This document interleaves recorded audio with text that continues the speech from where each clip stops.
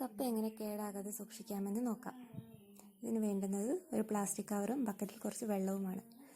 കപ്പ ടൈറ്റായി പ്ലാസ്റ്റിക് കവറിൽ കെട്ടിവെക്കുക.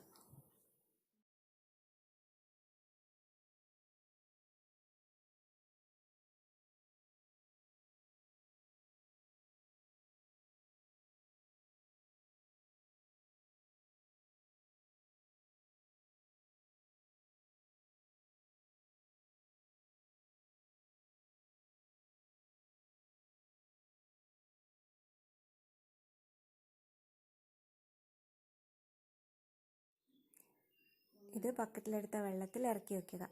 കവറിനുള്ളിൽ വെള്ളം കയറാതെ ശ്രദ്ധിക്കണം. അതിന് മുകളിൽ മറ്റൊരു ബക്കറ്റിൽ വെള്ളം നിറച്ച് വയ്ക്കുക.